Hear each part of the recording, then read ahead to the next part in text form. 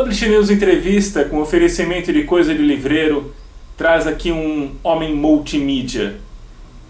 Hoje em dia muita gente se diz ou é designada como multimídia, mas esse cara realmente é um multimídia ligado intimamente ao mundo do livro. Ele é Fábio Uehara. Tudo bem, André? Eu tô bem, e você? Tudo bom, tudo ótimo. Você gosta de estar assim em frente da câmera? Não. Por quê? Porque é estranho, eu fico geralmente atrás da câmera ou simbolicamente atrás da câmera, que é fazendo as perguntas, não as respondendo, sabe? E qual é o problema de estar respondendo? O que pega? Acho que tem a ver com o controle, né? É mais fácil também fazer perguntas do que às vezes respondê-las. Não sei. E também é costume, né? Eu sempre fui um cara tímido, na verdade, e mesmo o fato de eu trabalhar em comunicação é um pouco estranho. Eu lembro sempre... Quer dizer, passou na minha cabeça agora um personagem estúpido de... Lembra do Patropi? Que era um Lembro, claro. Para os mais jovens era um personagem de um humorista que era o mesmo do Fofão, né? E ele falava, tipo, que ele era um estudante de comunicação, só que ele não comunicava nada, né? Mas eu sempre fui um pouco do jovem oriental, asiático, neto de japonês, que tímido, que tinha uma certa afinidade com humanidades e gostava de, sei lá, escrever e gostava de tal, mas gostava de falar. Não conseguia falar direito com as pessoas. Eu sempre tive essa dificuldade. Só que eu queria me comunicar. Então, talvez fazendo aqui num momento de terapia, do tipo... E aí acho que eu me tornei... talvez ser jornalista. Aí eu descobri a editoração, né, a produção editorial. E depois entrei no mercado dos livros, né, e também passando por design. Então, querendo sempre comunicar tal. E depois me tornando, de certa forma, assim... fui fazer vídeo do outro lado, né? Não na frente das câmeras, depois fazendo podcast, etc. E aí eu consegui, acho que tentar falar um pouco, mas aqui desse lado, você está num momento muito mais relaxado do que eu. Com certeza. Estou lidando com 3 equipamentos, e assim, eu só apareço no começo. Eu, por exemplo, detesto... Quando eu tenho que aparecer, às vezes em algumas gravações, eu apareço junto com o entrevistado. Já não fico tão à vontade. Eu tenho inclusive uma proposta, eu estou olhando direto para a câmera, em algum momento a gente fazer uma entrevista com André Argolo sendo o entrevistado. Eu acho que ia ser interessante. Eu posso me entrevistar. Nossa, talvez seria um pouco demais. Mas... Eu deixo o sofá vazio. Quando eu falei multimídia, qual é o significado disso para você? É engraçado, não sei se é pensar nisso, né? Porque porque também eu não sei nem responder quando fazem, sabe, que eu pergunto, qual a sua profissão? Talvez isso que eu disse, multimídia, seja sobretudo impreciso. Na verdade, assim, porque eu acho que a questão eu me considero um profissional do mercado do livro, um profissional do livro, e só que eu ainda exerço um pouco do design gráfico, da onde eu comecei, digamos assim, mas eu atualmente eu exerço, eu trabalhei durante muito tempo e eu gosto muito com a parte de inovação no mercado editorial, né? Então aí já é uma outra mídia, digamos assim, um outro suporte, que aí é imaterial, mas é o digital, e também talvez você conheça a minha voz. Desculpa por isso. Mas aí também fazendo podcast do Publish News, por exemplo. Então, e também eu faço vídeos. Então talvez isso seja a questão da multimídia. Vamos para esse começo do design. Você fez uma faculdade para ser designer? Ou foi... Minha carreira acadêmica é muito errática, ou talvez muito em vários pontos em pés. Qual foi a primeira coisa que você quis fazer de faculdade? Putz, adolescente? Adolescente foi comunicação, aí eu não sabia o quê. Mas aí em algum momento eu estava no auge de publicidade, sendo uma coisa, era um momento mais criativo da publicidade brasileira. Então, onde, sei lá, o Washington Oliveto, o Nizam Guanais eram grandes ícones e ganhavam todos os prêmios lá fora. Então, eu falei, nossa, eu queria estar nisso. Só que era também era a carreira mais procurada naquele momento, no começo dos anos 90. E aí eu falei, putz, eu não vou conseguir entrar. Aí, né, eu falei assim, então eu vou fazer o seguinte, eu vou fazer... eu tenho que prestar alguma coisa na FUVEST, né, que antes era isso, alguma coisa para a USP.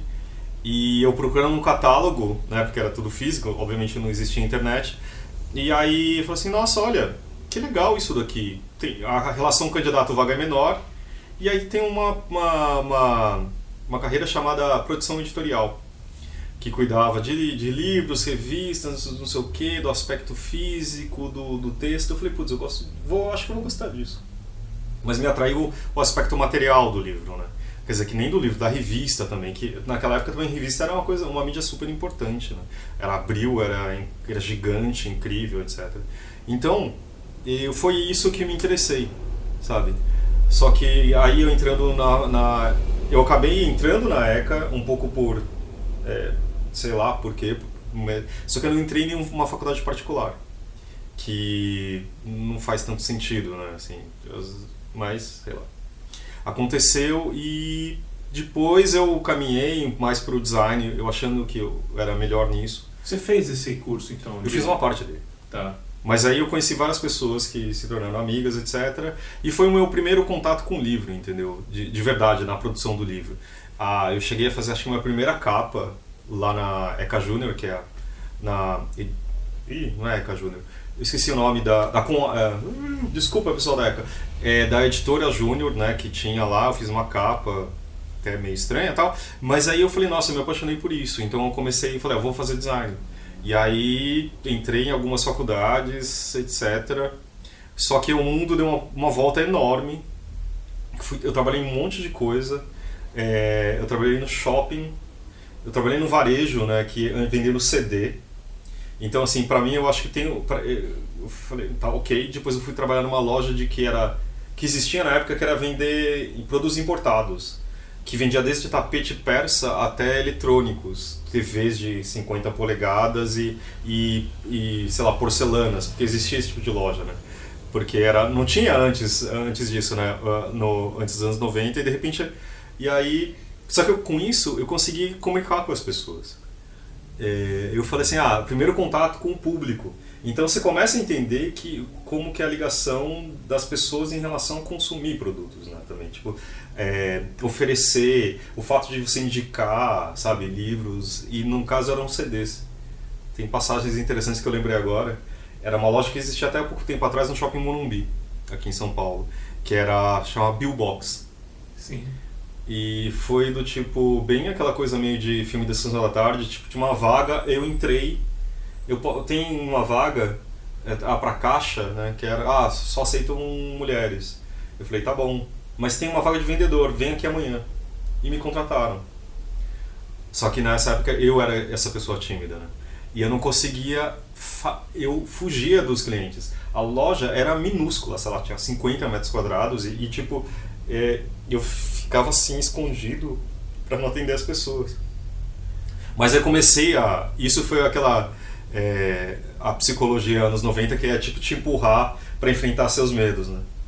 E aí teve aquela coisa, eu comecei a indicar CDs, comecei a entender, eu gostava muito de tem aquela música, sabe? Cantava, entendeu? E eu reconhecia, esse CD aqui, ou do tipo, eu gosto de tal coisa, você tem alguma coisa no tipo? Sabe? E aí foi isso, eu comecei a me apaixonar também pelo contato das pessoas. Hoje, falando com você, eu falo assim, faz sentido. Eu atendi o Marcelo Nova, do Camisa de Vênus, ele virou meu cliente, né? O que ele comprou? Putz, ele comprava rock e gostava, acho que, muito de coisa de rockabilly na época também, e coisas muito alternativas, entendeu?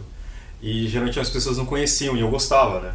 Eu era tipo o Camisa de Vênus tinha uma trajetória super forte. Sim, assim, sim, era um rock. Quer dizer, já tinha acabado na década de 80. Mas o Marcelo Nova estava voltado. Ele tinha já uma carreira solo interessante. Então, E aí acho que foi o começo de falar assim, tem uma coisa no comércio que era interessante também, né? Claro que hoje eu não trabalho com isso, mas hoje eu tento ver, por exemplo, e fazer analogias da venda do livro, porque é um conteúdo, né?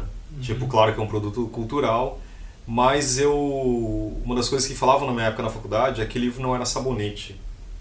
É óbvio que não é sabonete, mas era aquilo que não é um produto de massa, é um produto elevado, etc. Que eu acho que é bem discutível, né? Eu acho que talvez é um produto, sim, que tem sua qualidade, sua diferença, mas, poxa, talvez o fato de algumas empresas estarem com problemas seja talvez por isso, por encarar ou isso demais, né, que é um sabão mesmo, ou se não, mas... Enfim, e aí minha trajetória, eu gerenciei, eu trabalhei num restaurante, eu trabalhei numa agência de publicidade como diretor de arte, e aí... Num restaurante, num China Box. Minha prima abriu uma franquia e ela precisava de ajuda, né? E eu falei, tá bom, posso te ajudar. Aí eu comecei a trabalhar, e aí eu pensei, tipo, eu comecei também com isso a entender como é trabalhar com pessoas, né? Gerenciando outras pessoas. Porque eu era um gerente, ela era, tipo, sei lá, era responsável, tal, era dona, e eu ficava ali tocando também, em grande parte, lidando com o fornecedor, com a equipe de cozinha, com entregadores, tal. Então foi também um exercício interessante. E aí, em algum momento, eu pensava assim, nossa, o que eu estou fazendo da minha vida, né? Só que aí, quando eu comecei a trabalhar, eu falei, não quero mais fazer isso. E aí, um pouco tempo depois... Nisso você estava estudando design? Eu sempre fui e voltei, eu nunca fui o melhor aluno do mundo, né? Porque nem sempre eu acho que a faculdade atendia a minha inquietação, sei lá o que, ao meu saco, não sei, não tinha tanta paciência. E aí eu cheguei em algum momento e falei assim, putz, legal o livro, e aí eu comecei a voltar com o pessoal da ECA, conhecer um pessoal da ECA, e abriu uma vaga para trabalhar na Bienal do Livro, na Companhia das Letras. E aí eu conheci a Rosália Meirelles, beijo, melhor amiga. E aí, tipo, ela me contratou e eu comecei a trabalhar. Quer dizer, alguém indicou, ela me contratou e tal. E aí eu voltei pro chão de loja, digamos assim, né? Claro que Bienal é diferente. Mas foi o começo da minha trajetória na Companhia das Letras também, né? Que foi onde minha casa durante muito tempo. Quanto tempo? 15 anos. E foi uma escola de tudo, né? E aí, assim, eu comecei fazendo produção gráfica, quer dizer, comecei fazendo freela. Que ano foi esse que você entrou, que a Rosália disse sim? Ela foi dura na entrevista, a Rosália Meirelles? A Rosália sempre, ela é dura, mas com ternura. Putz, eu não lembro disso, eu só lembro que ela era exigente enquanto as pessoas que ficavam lá, tipo, pra cuidar da livraria, né, do stand e tal. Mas foi uma puta aula, assim. Aquilo eu comecei a entender também por que as pessoas querem livro, etc. Sabe? Entendi. E que ano foi? Putz, eu não lembro. Era do começo de 2000, eu tenho que fazer a conta agora, eu não consegui. Tudo bem. 2002, começo dos anos 2000. Tá. E ainda assim, e aí a companhia também era, sei lá, tinha 50 funcionários. Um terço ou metade do que tem agora. Então era uma editora de certo nicho, digamos assim, não era essa editora enorme. Então, foi interessante que também eu trabalhei com gente espetacular, assim, sabe? Tipo, que me ensinou, acho que quase tudo que eu sei até hoje. E também o fato de ser uma empresa menor, você conversa, você aprende tudo, né? Tipo, eu lembro que o diretor financeiro, durante muito tempo, CFO, era o Sérgio Windows.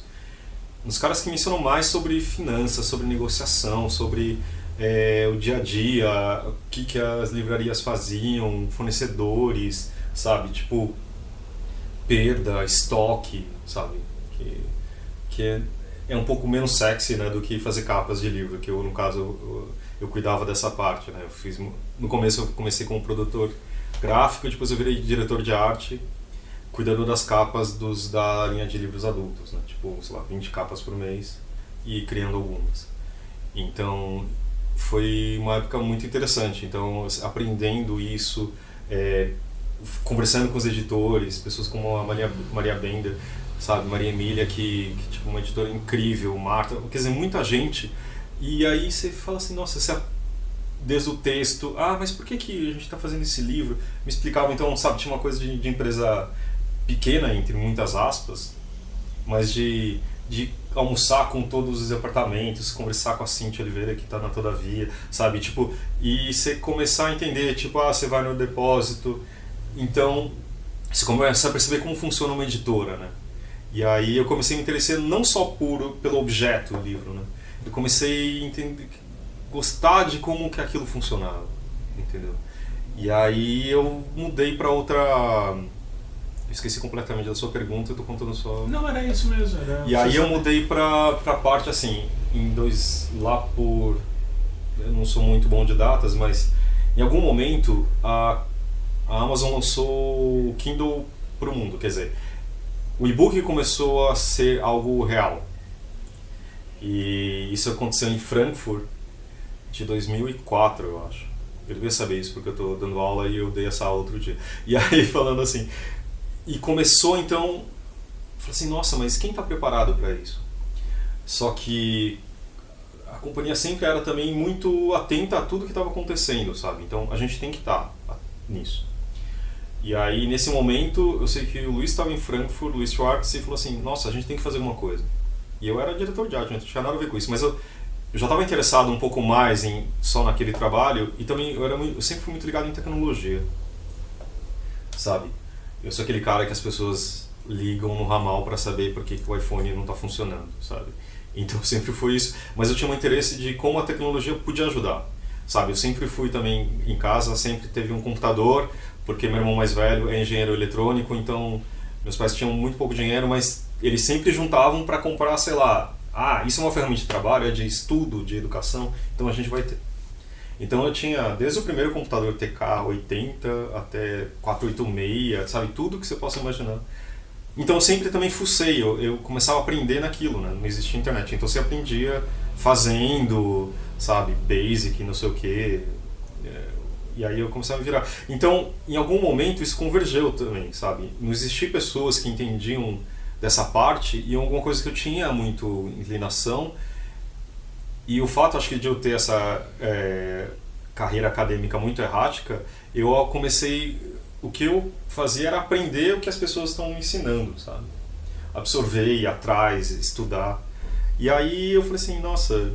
Não, a gente foi criado um conselho dentro da editora, tipo um editor, alguém da produção, alguém do comercial, para fazer assim, vamos trabalhar o e-book então. Então assim, então era uma editora que só produzia impresso, só, entre muitas aspas. Então a gente vai entender esse negócio. E eu comecei a entrar nisso. E eu comecei a me intrometer naquilo também. Se a gente fizer aquilo. E aí,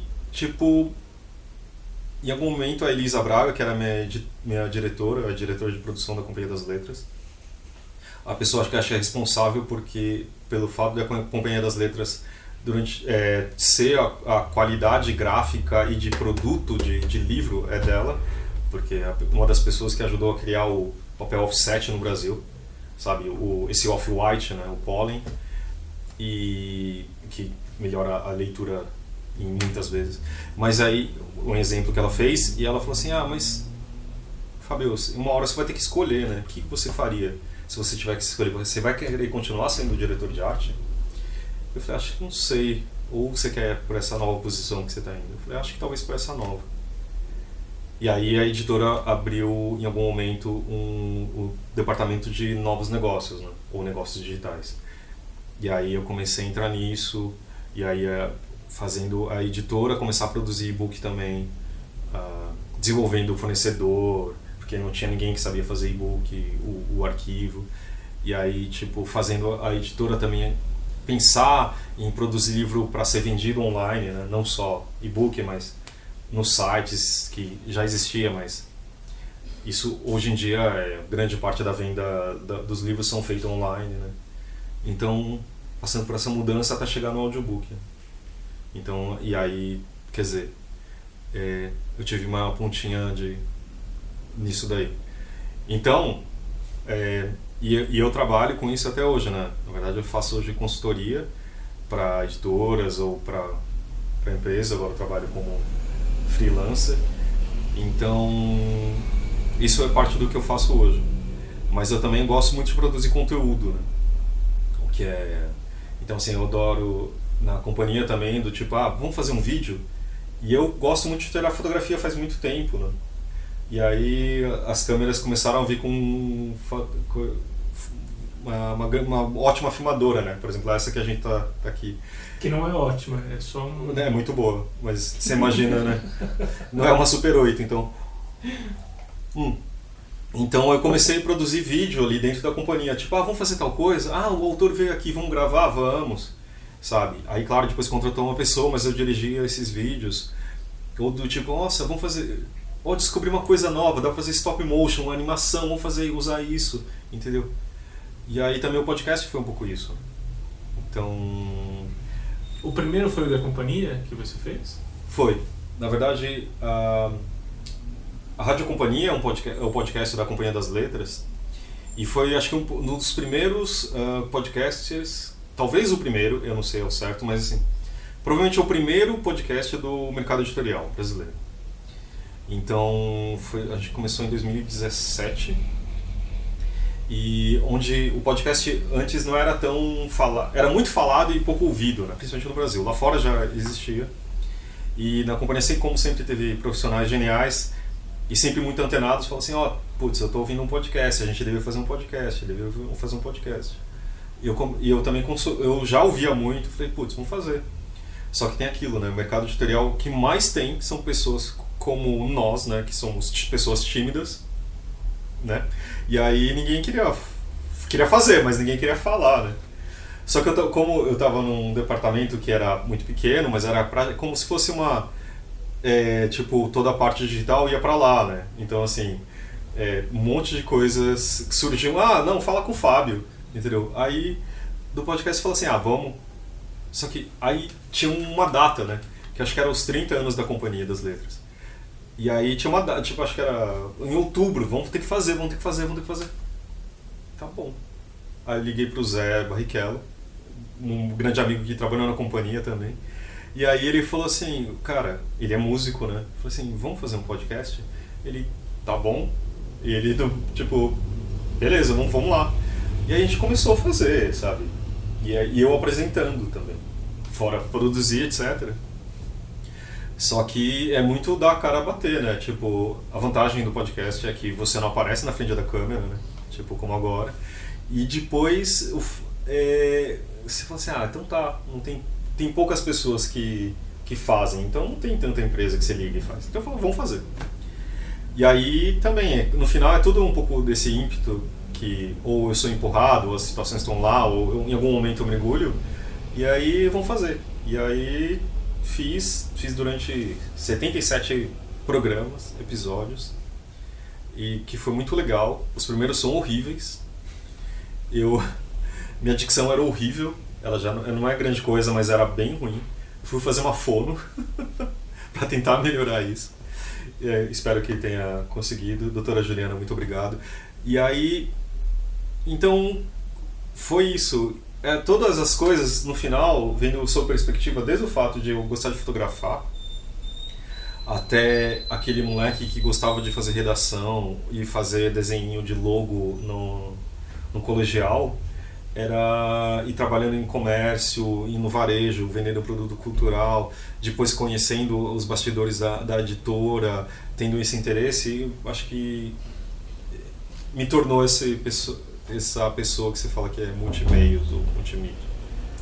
Essa visão geral, assim, o mercado editorial tem exemplos de muito bem sucedidos de pessoas que vieram das comunicações e assumiram funções editoriais mesmo, né, de comando em editoras. Sei lá, vou falar alguns nomes e vou ser injusto com outros, mas sei lá, a Luciana Vilas Boas era jornalista, a Isa Pessoa era jornalista, o próprio Roberto Faith, que era repórter da TV Globo. Sim, sim. Enfim, sim. Tem mais casos. Se te jogassem botassem numa editora para dirigir uma editora, ser o diretor editorial de uma editora, por essa visão toda que você tem nessa vivência, você encararia? Talvez. Eu acho que é interessante, porque é um desafio muito grande, porque eu sinto... Eu nunca me especializei, eu não sou um técnico em alguma coisa específica. Qual é o lance da editora? Não é saber fazer andar, em vez de saber fazer tudo? Então, mas eu acho que é isso. Talvez o meu ponto era chegar a isso. Eu acho que a ideia é ter um pouco de noção das coisas. Eu acho que qualquer editora, não falando agora em um caso nenhum, o que eu vejo é você saber gerir um negócio, óbvio, esse é um primeiro ponto de ter uma empresa bem sucedida, só que o segundo é ter uma visão do que você quer e contratar gente boa naquilo nas diversas funções. Então, assim, você contrata um melhor editor de texto, ou o melhor designer, a pessoa de marketing, sabe? Tipo, melhor pessoa em distribuição e trabalhar isso. Não sei, quem sabe no futuro. Hoje em dia, não sei, mas... Hoje você está fazendo consultoria, que você falou, Sim. em design. Na verdade, eu faço... Não, consultoria em negócios. Design você não faz mais nada? Putz, quase alguma coisa. Na verdade é mais para consumo próprio, sei lá, para criar coisas que eu preciso, mais como ferramental, do tipo, sei lá, eu tenho projetos próprios, então eu faço o logo daquilo, mas eu gosto. Hoje, como não é uma obrigação, eu gosto mais. Aí você faz isso, você comanda 2 podcasts ou mais? Eu produzo mais um, que é da Galeria Milan. E daí faz o Publish News? Isso. E faz o seu Lanterna de Papel. Tchim, tchim. Se você quiser ouvir um ótimo podcast, tem outra pessoa aqui que você conhece, inclusive.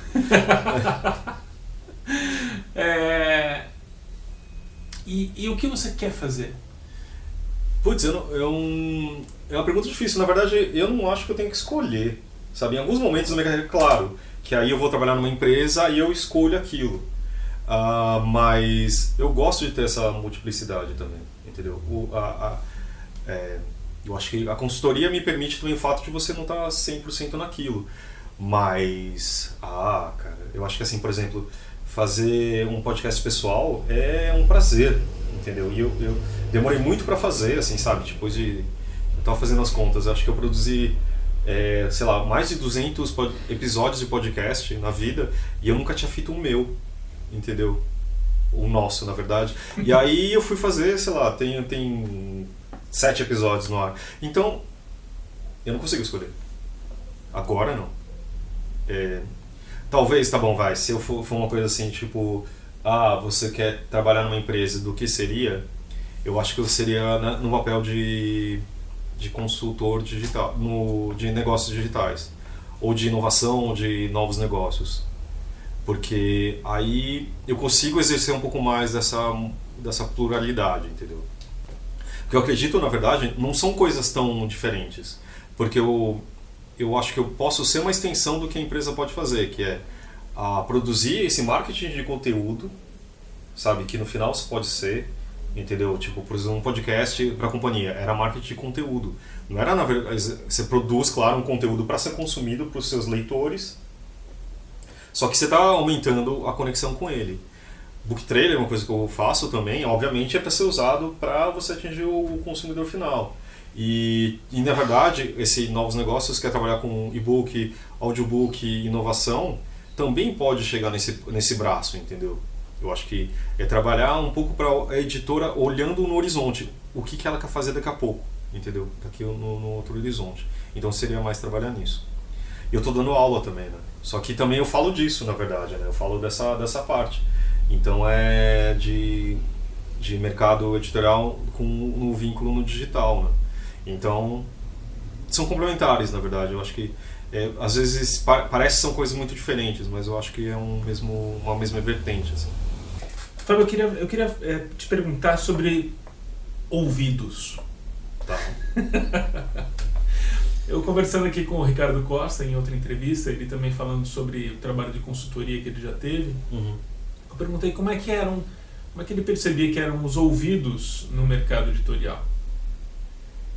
São ouvidos generosos, realmente abertos, ou há muita resistência especificamente assim, né, nesse meio? Assim, quando você propõe coisas, outros jeitos de se fazer, outros procedimentos e tal, há mais resistência do que aceitação? Depende. Eu acho que assim, é como qualquer negócio. Não, reformulando. Eu acho que assim, o mercado editorial é conhecido como um mercado conservador. Sabe? Que ele resiste a mudanças. Sim, em alguns momentos, com algumas pessoas é mais difícil você propor coisas novas. Assim. O e-book, que foi, eu acho que eu peguei desde o começo, era muito resistente. Você tinha resistência em todos os sentidos, sabe? De colegas até pessoas de fora e com muita apreensão.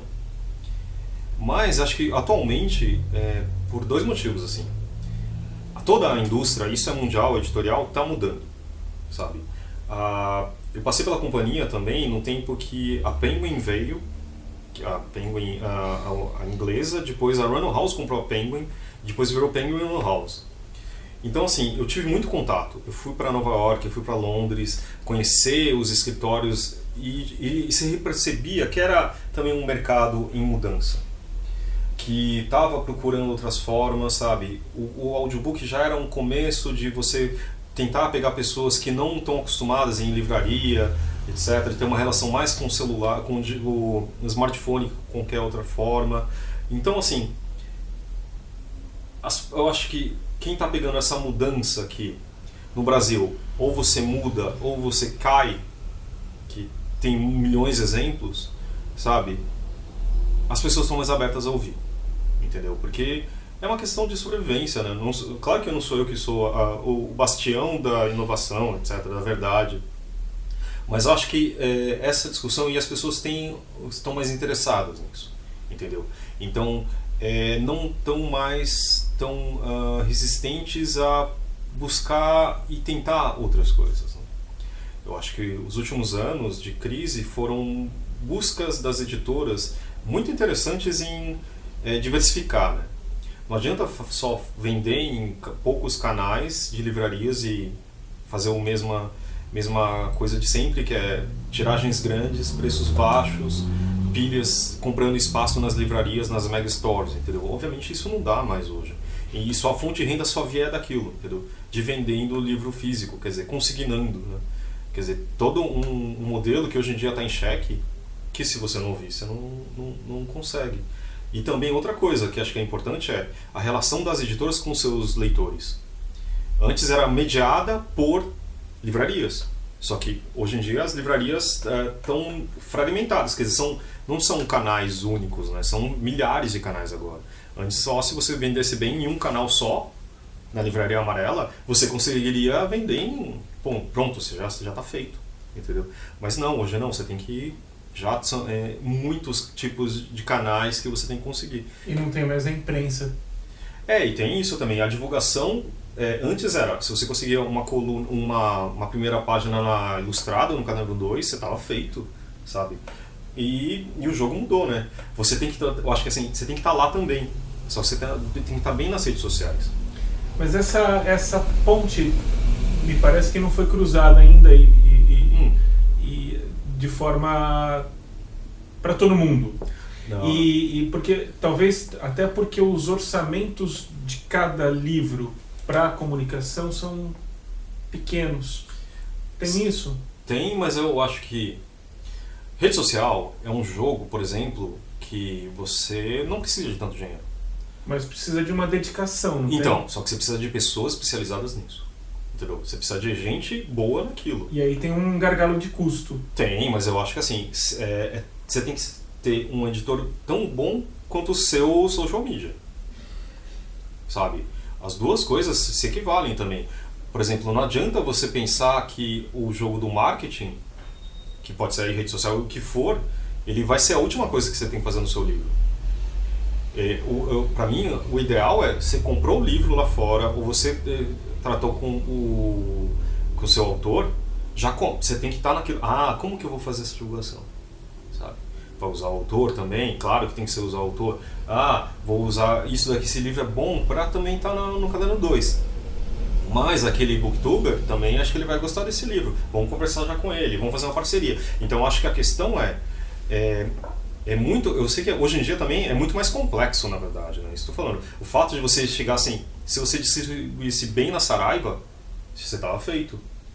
Mas também, então era um pouco mais simples o jogo. Agora é aqui, um pouco ali, um pouco cá, entendeu? Claro que é um jogo muito mais complexo, que é mais difícil, mas ao mesmo tempo eu vejo editoras menores conseguindo fazer isso e não precisando de tanto esse orçamento, sabe? O caso da Aleph, Darkside, sabe? Da Antofágica, da Carambaia, de tantas editoras que são recentes e conseguiram o seu espaço sem usar um jogo que era antigo. É uma coisa completamente diferente e eu acho já isso interessante.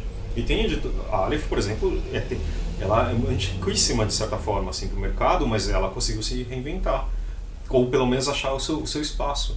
E eu acho que vale isso. Não adianta mais você fazer da mesma forma que você fazia há 10 anos atrás, ou há 5 anos atrás, sabe? Eu acho que essa mudança, tudo bem, claro que os orçamentos são diferentes. Você comparar uma editora com um banco, uma startup de tecnologia, é injusto, né? Mas você não tem como negar que isso é importante, né? Então, o próprio orçamento do livro tem que ser repensado? Então, aquilo que classicamente era destinado à divulgação tem que ser maior? Mas isso já aconteceu, em certa forma. Aquilo que você comprava espaço na livraria já virou para outra coisa, entendeu? Isso já acho que tem acontecido em algumas empresas. E se não aconteceu, já devia ter acontecido, não, ao meu ponto de vista, entendeu? Porque não é mais o que... Não. Isso tem que ser repensado. E acho que tudo bem. E isso vai mudar amanhã, né? Tipo, hoje você fazer stories no Instagram é super importante, mas daqui a pouco não vai ser outra coisa, sabe? O TikTok pode ser muito importante para o mercado livreiro, vai saber, entendeu? Tá me dando uma certa raiva até o modo como você naturaliza assim você incorporou me parece com muita naturalidade essa vertiginosa mudança no modo de viver que nós somos da mesma geração. Uhum. Que a nossa geração pegou de frente. Sim. Mas a gente não é nativo digital. Você não tem saudade. Exatamente. Eu me formei numa faculdade com máquina de escrever. Você vendia CD. A minha faculdade você não também... tem saudade de vender CD, de ter o CD? Não havia MP3, não havia internet. Você não tem saudade? Não. Porque assim, CD é um formato horrível.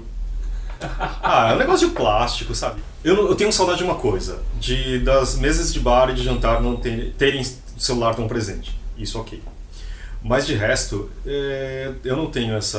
Eu acho que as pessoas têm que ter uma qualidade, eu estou me incluindo, até uma relação melhor com o smartphone nas suas vidas. De ela ser um pouco menos extensão do seu braço. Mas... de como o livro era antes, ok, mas se eu pensar bem, hoje a possibilidade de ter um livro bonito, capa dura, é muito mais fácil.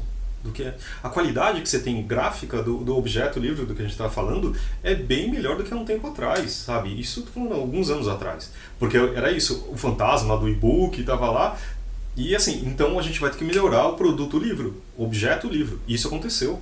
Isso é maravilhoso. Isso aconteceu meio que como um fantasma, porque o e-book... me parece que tecnologicamente ele ainda é mal resolvido. De certa forma sim, mas eu acho que ele é um produto muito prático. Ele não é a melhor coisa da questão... O Fábio... Nossa, parecia o Pelé agora. Mas o design, o que eu tenho de designer me incomoda. Falo assim, não é o melhor produto como visualmente, etc. Não tem isso, mas ele funciona muito bem. Eu posso comprar um livro enquanto estou conversando com você. E eu posso começar a ler. Ia ser um pouco falta de educação. Mas isso é possível, entendeu? Eu não preciso ir até a livraria da vida. Eu vou lá depois, etc. Ótimo tomar um café, escolher um livro ali e tal. Mas nada disso me dá tanta saudade. Porque essas coisas... Tudo vai mudar.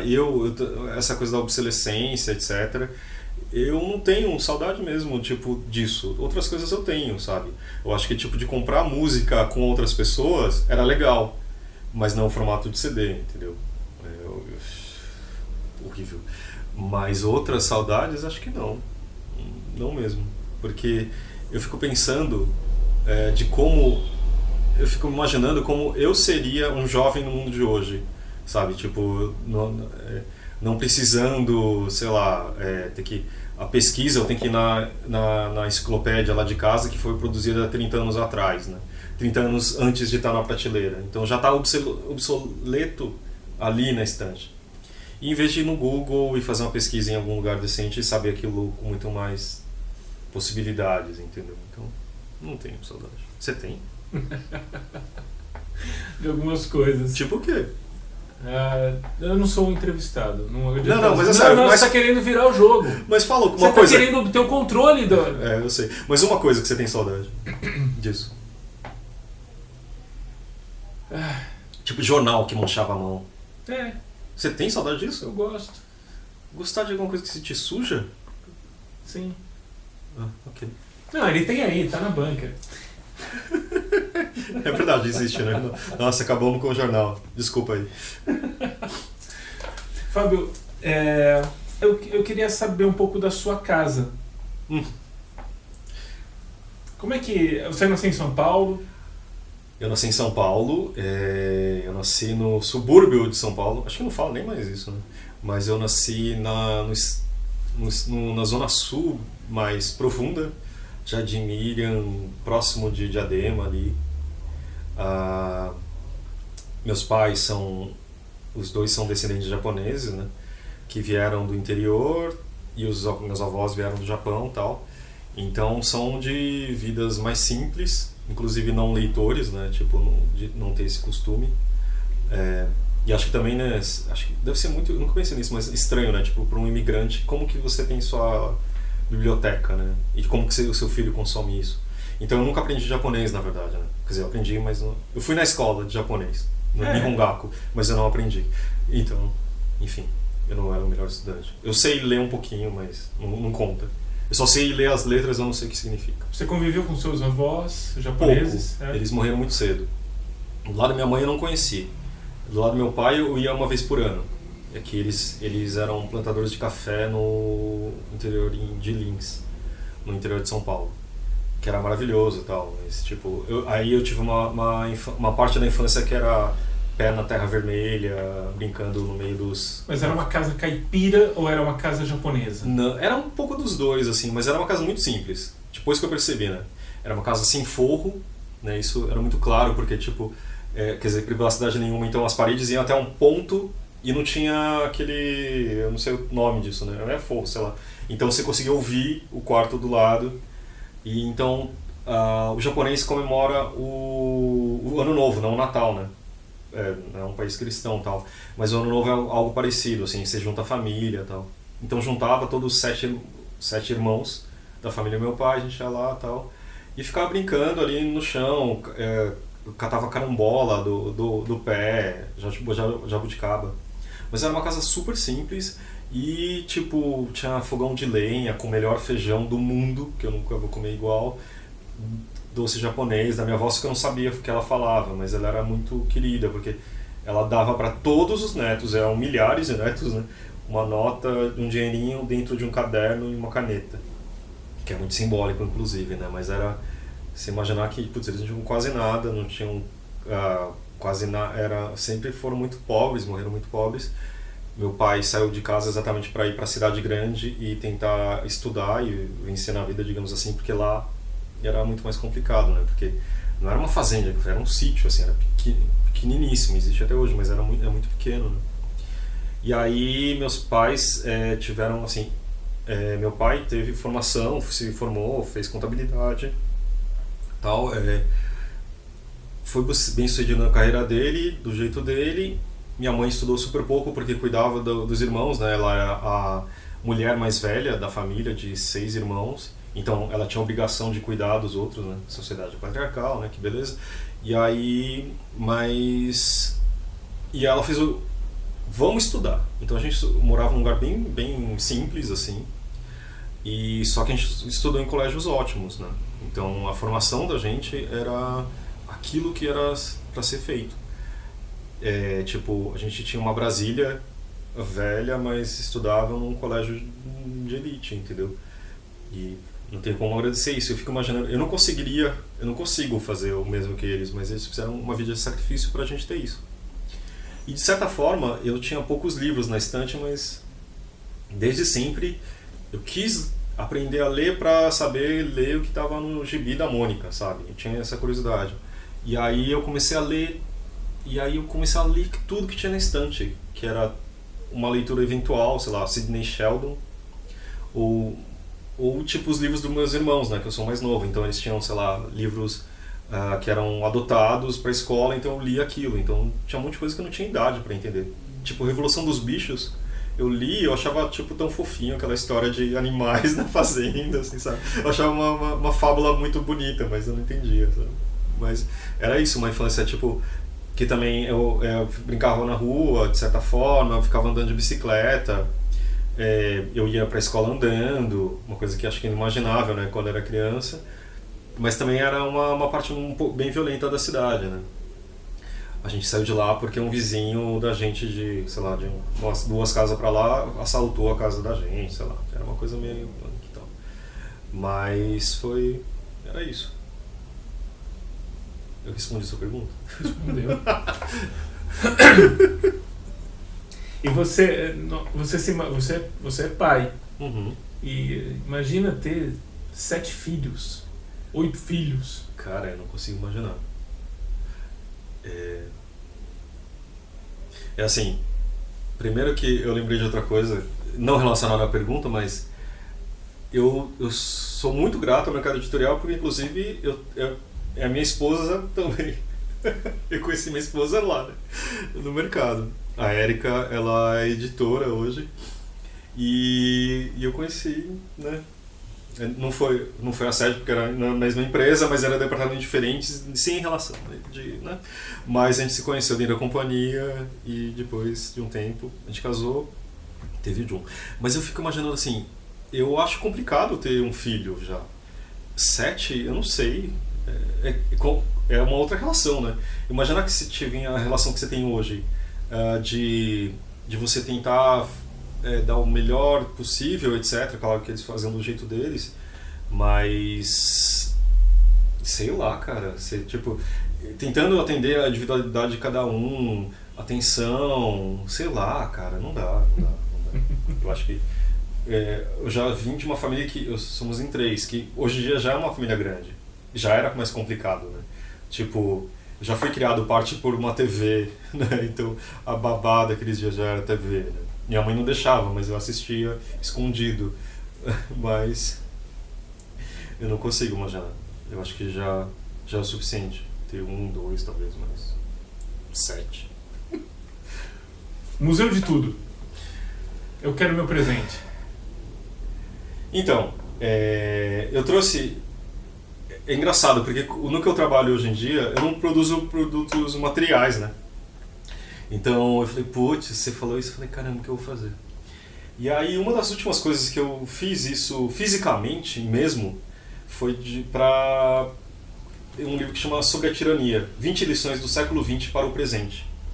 Primeiro é um livro assim, é uma indicação acho que obrigatória, um livro pequenininho, mas assim, para entender como que para evitar a tirania na vida da gente, né? Que eu acho que está aí mais atual do que nunca. E aí, o Alceu Nunes, que é o diretor de arte atual da companhia, ele teve uma ideia, junto com o pessoal da Companhia das Letras, de fazer pôsteres de cada uma das lições dadas. E aí a gente foi na oficina de tipografia São Paulo, que é uma oficina de tipografia mesmo, que é uma coisa assim, de você pegar tipos móveis, uma coisa muito Gutenberg, e colocar numa prensa e fazer um cartaz. E aí a gente fez 20 cartazes, juntou vários designers que colaboravam para a Companhia das Letras, profissionais da Companhia das Letras, e eu fui convidado também. E aí eu fiz um cartaz que é esse daqui, que é da lição 16, que é... Cadê a lição 16? Que é Aprenda com pessoas de outros países. Que a relação é o seguinte, se você pensar, todos os movimentos tirânicos são nacionalistas, né? É uma das coisas, tipo, que o seu país acima de todos os outros, e também uma relação isolacionista, né? Que do tipo, o cara do lado é horrível, o nosso que é o certo. Mas tem um momento prático que é, se alguém te falar coisas de fora que falarem do tipo, não, você está num movimento antidemocrático, etc., aquele governo vai ser derrubado porque você está ouvindo críticas de fora. Então você fala assim, não, só aqui dentro produz conteúdo decente, a gente que é a verdade. E aí eu fiz esse pequeno cartazinho, que eu tenho muito orgulho. E na verdade o André, que ele redescobriu isso há pouco tempo, né? Aí ele falou, nossa, eu vi que você fez um cartaz ali. E eu falei, putz, acho que é a única coisa material que eu poderia oferecer para você. É uma obra lindíssima. Obrigado. Isso representa a sua, de certa forma, uma das suas raízes. Sim, sim. E do jeito mais possível. Acho que eu nunca tinha... Eu ia muito em gráfica, mas não nesse tipo de gráfica, né? Então foi muito legal voltar para a raiz do tipo... Uma coisa, você colocar um papel, passar uma prensa muito pesada, fazendo um esforço que é, na verdade, o princípio do livro, né? Foi o começo do livro, de certa forma. E assim termina. Eu sabia que você estava com saudade do passado, que tinha dentro de você. Então tá bom.